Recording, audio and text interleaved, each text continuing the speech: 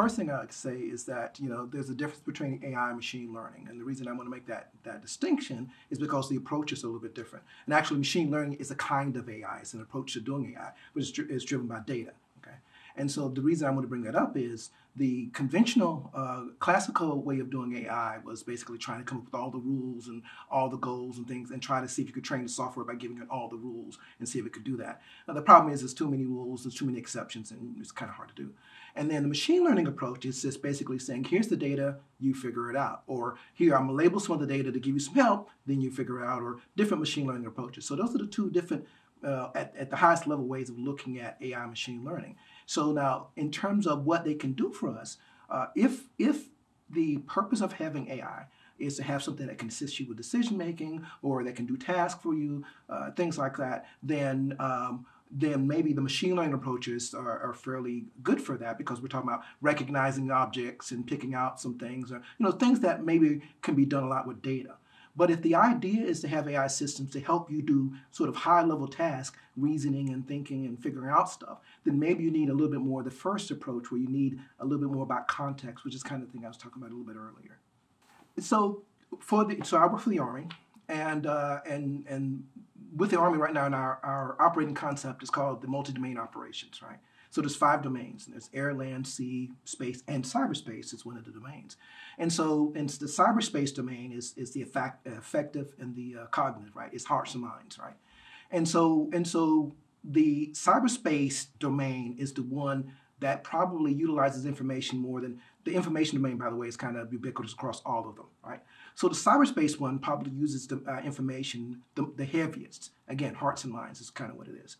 So having a advanced degree in dealing with that kind of information on the cyber level will help for the kinds of issues that where you're trying to predict what the adversary was going to do, or to look for forensic, look through data and figure out what happened and what's probably going to happen next. So there's a lot of that that requires some specialized skill sets that you guys probably learned here. So I think that's why having that level of degree in that particular domain will be very, very helpful.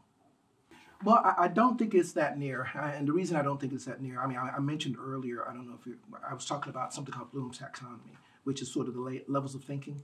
And right now, our most of the AI systems we have are at the bottom, and it's going to be quite a while before they get to even that second level in terms of just being able to explain concepts. Next time you try to ask Alexa what time it is, and then say, Alexa, what is time?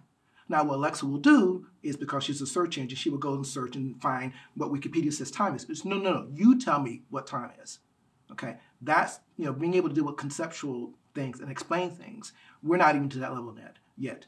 And so software that's doing things right now, Cortana, Siri, all these kinds of voice-activated systems, they can't explain anything. They don't know concepts. They're just recalling facts and figures. So that singularity presupposes that you went to all 6 of those levels I'm talking about. That singularity, where I don't know whether you want to call it consciousness or not, assumes that you can do all those things. So I'm saying we're kind of really far from that. We have a few things that can mimic. Watson can do analyses and evaluations and things, and GANs can do creativity. They can create things that didn't exist before. But they don't have all 6 of those layers that human beings have almost from birth. So I think we're kind of really, really far from that. But I do think we're starting to move up that chain a little bit more than we were in the past. Well, again, and that goes to the idea of having a social model. So an ethical one and a social one. Social one has to do with interacting. How do I interact with human beings? And the ethical one is in terms of just, again, what's ethical, what's not ethical. So like, for example, you have a self-driving car, and that self-driving car has as a goal to make sure that you get from point A to point B safely. And because of its sensors and things like that, it has the ability to detect when an accident is going to happen and take evasive action, whatever. But what if, in order to protect your safety, if it plows through these pedestrians, it can protect your safety? Should it go through the pedestrians? Should it protect your safety? How does it make a decision like that? And this is new ground, because human beings don't have to deal with that, because the kind of reaction time you'd have to be able to make that decision consciously, we don't have. So that's kind of out of our hands at this point, because we can't respond that quickly. But when you have systems that can come up with the possibilities in a tenth of a second, then they suddenly have the ethical concern. What should it do? And so those are not that they give me concern, but Those are the kinds of issues that we're going to have to figure out. How do you get ethics? How do you model that? How do you decide something like that? I mean, because again, there's no precedence for that, because human beings, normally, we can't predict exactly what's going to happen to the extent that a system could do it.